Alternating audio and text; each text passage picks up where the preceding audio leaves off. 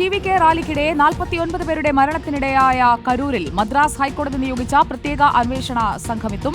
IG അസ്ര ഗാർഗിന്റെ നേതൃത്വത്തിലുള്ള SIT സംഘമാണ് കരൂരിലെത്തുക. ഒളിവിൽ കഴിയുന്ന TVK നേതാക്കളെ കണ്ടെത്താനുള്ള നീക്കത്തിലാണ് അന്വേഷണ സംഘം.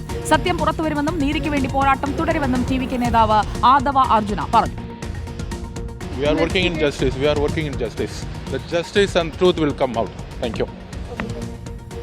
ഇക്ബാൽ അറക്കൽ നമുക്കൊപ്പം. ഇക്ബാൽ അറക്കൽ, IG യുടെ നേതൃത്വത്തിൽ SIT സംഘം എപ്പോഴായിരിക്കും കരൂരിലെത്തുക?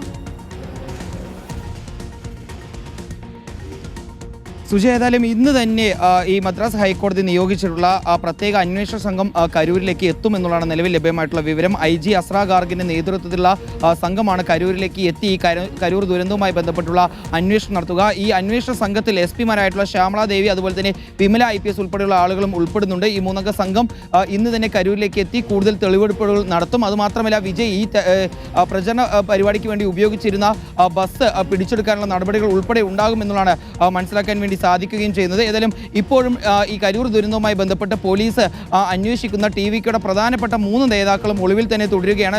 TVKയുടെ സംസ്ഥാന ജനറൽ സെക്രട്ടറിയായിട്ടുള്ള ബുസി ആനന്ദും നിർമ്മൽ കുമാറും ഒളിവിൽ തുടരുന്നതിനിടയിൽ തന്നെയാണ് ഇപ്പോൾ TVKയുടെ മറ്റൊരു നേതാവായിട്ടുള്ള ആദർവ് അർജുനയും ഒളിവിൽ കഴിയുന്നത്. പക്ഷേ ഇയാൾ ഇപ്പോൾ ഉത്തരാഖണ്ഡിലേക്ക് എത്തിയിട്ടുണ്ട്. അവിടെ എത്തി ഇന്നിപ്പോൾ ഒരു മാധ്യമങ്ങൾക്ക് മുന്നിലേക്ക് എത്തി തങ്ങൾ നീതിക്ക് വേണ്ടിയുള്ള പോരാട്ടം തുടരുമെന്നും സത്യം പുറത്തു വരുമെന്നുള്ള ഒരു പ്രതികരണം ഇപ്പോൾ ആദവ് അർജുന നടത്തുകയും ചെയ്തിട്ടുണ്ട്. നേരത്തെ ഇന്നലെ ആദവ് അർജുനയ്ക്കെതിരെ കടുത്ത നടപടി സ്വീകരിക്കണമെന്ന് മദ്രാസ് ഹൈക്കോടതി ഒരു ഉത്തരവിട്ടിരുന്നു. അതായത് ഫേസ്ബുക്കിൽ ജനങ്ങളെ അണിനിരത്തിക്കൊണ്ടുള്ള ഒരു പ്രക്ഷോഭം അല്ലെങ്കിൽ പ്രതിഷേധത്തിന് ആഹ്വാനം ചെയ്യുന്ന രീതിയിലുള്ള ഒരു കലാപത്തിന് ആഹ്വാനം ചെയ്യുന്ന രീതിയിലുള്ള ഒരു ഫേസ്ബുക്ക് പോസ്റ്റ് ഇട്ടതിനാണ് ആദവ് അർജുനയ്ക്കെതിരെ നടപടി സ്വീകരിക്കണമെന്ന് കോടതി തന്നെ പോലീസിന് നിർദ്ദേശം നൽകിയത്. ഏതായാലും അത്തരത്തിൽ ആദവ് അർജുനയ്ക്ക് വേണ്ടിയുള്ള ഒരു അന്വേഷണം പോലീസ് നടത്തുന്നതിനിടയിലാണ് ഇപ്പോൾ ഉത്തരാഖണ്ഡിലേക്ക് ആദവ് അർജുന എത്തുകയും അവിടെ വെച്ചൊരു പ്രതികരണം ആദവ് അർജുന ഈ വിഷയവുമായി ബന്ധപ്പെട്ട് ഇപ്പോൾ നടത്തുകയും ചെയ്തിട്ടുള്ളത്.